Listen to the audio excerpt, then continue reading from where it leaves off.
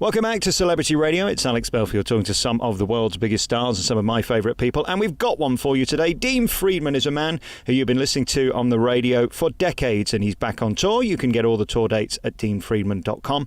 And I'm delighted to say he joins us on the phone now. How are you doing? Very well, thanks. And thanks for having me, Alex. No, it's my pleasure. And it must be great being you, because you've had one of those careers where there's never really been any nonsense. You've been consistently busy and your music's always spoken for itself. I think you're more of a poet, aren't you, than a singer? You've always cared about the power of the word. Well, that's nice of you to say. I have to say that as a young singer-songwriter starting out, I always had a particular affinity for songwriters like Joni Mitchell and Paul Simon and Randy Newman. And one characteristic they all shared was that their songs evoked very vivid imagery as they told their story, almost of a cinematic quality, where the listener could really imagine being in that setting. And so that's something I've always aspired to do in my writing and still try to do to this day. When we look at something like Lucky Stars, I mean, amazing words and beautifully sung. It captured the imagination. I think it's the old love story, isn't it? That always seems to be something that the public associate with. That seemed to be the case, even though my record company didn't want that track on my album. They complained. They said, well, you're a solo singer-songwriter. Why would you put a duet on the record? So I had to argue with them and say, you know, it's a good song. People will enjoy it. And I think it struck a chord because it's a very familiar lover's quarrel. Sort of a little squabble, you know, with a little, jealousy rearing its head based on someone touching base with an old lover. Are you still surprised when you hear it on the radio today? Because it's as contemporary and it's still played over and over again. Well, you know what? I still get a kick out of hearing it. It's not like I'm on the road, you know, constantly. And so it's only occasionally I get out here over to the UK for, maybe about a month and a half out of the year. And those occasions where I get to play the song and hear it on the radio, it's still a little bit of a surprise. And it sounds good to me. Let's go back to the beginning. Were you always musical? Were you always interested in singing and playing? Because, again, you've mastered the sort of triple threat of performance, singing, and, of course, being musical instrumentally. Well, I grew up in a house filled with music. My mom was a singer and performer, and so there was always some Broadway show tuned on the piano. And then, of course, as soon as I got my first transistor radio, I was immersed in all the hits on the radio, including the British Invasion and everything in the States. So I had a myriad of eclectic influences, and I think that's reflected in my own work. And then we look at your life today. Are you still living in New Jersey? Where are you now?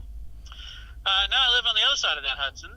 Oh, really? I live upstate New York, an hour north of New York City, at the foothills of the Catskill Mountain Range. So it's a real pretty spot. It's near the Hudson River.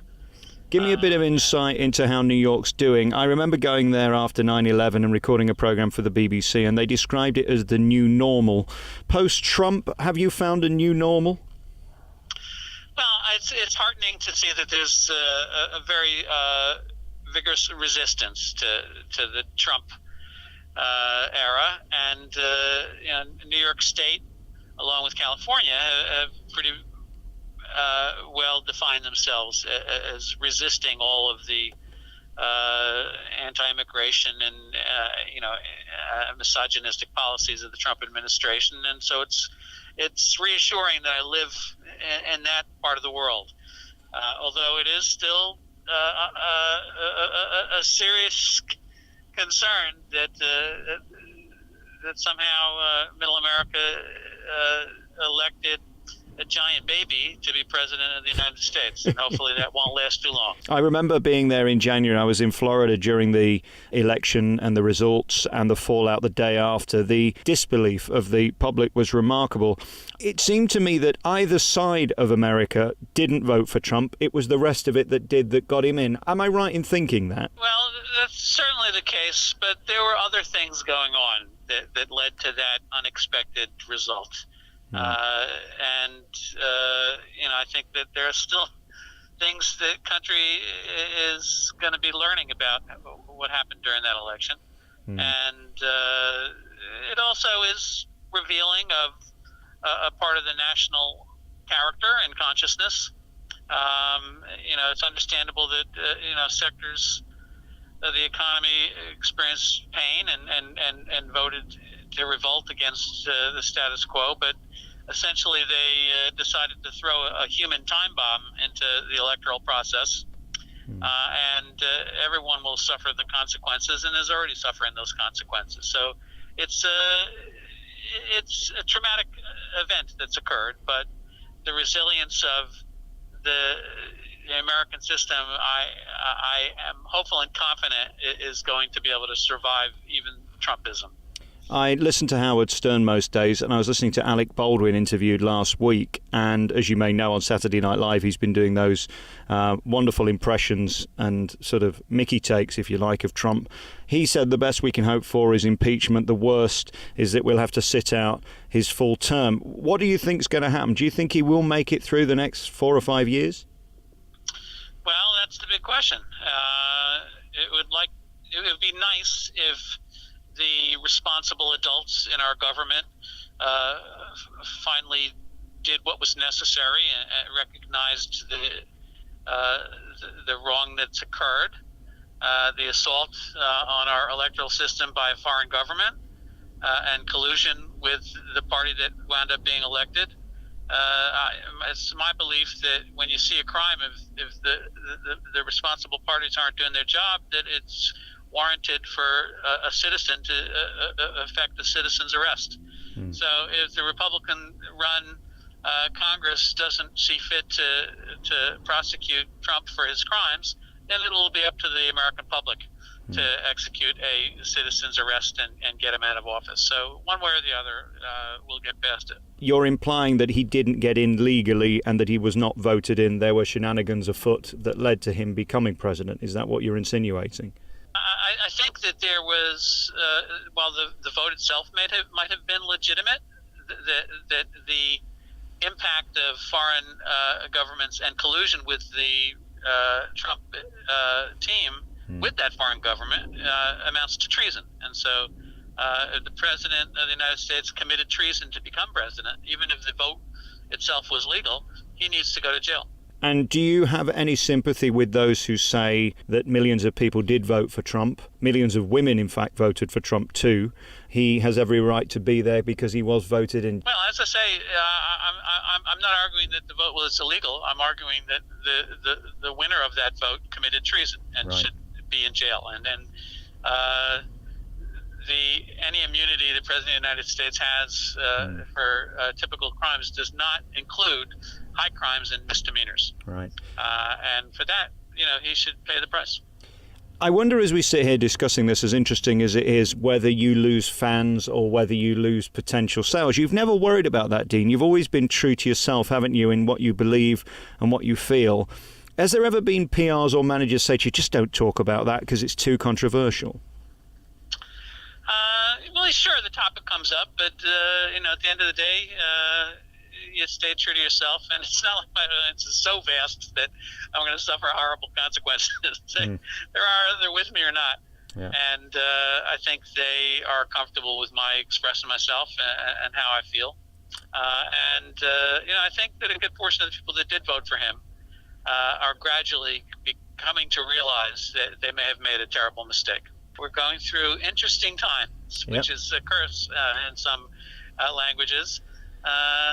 But we can only hope that the progress that societies have made in terms of the progression of human rights for all people continues, even if there are a few steps backwards, that we continue to move forward.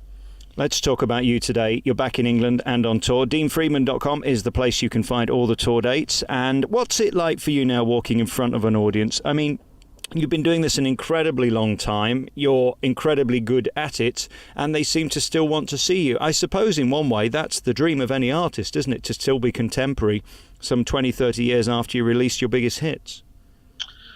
Well, you know what? I just do what I've always done. I write songs about the real world and real life and real people, and I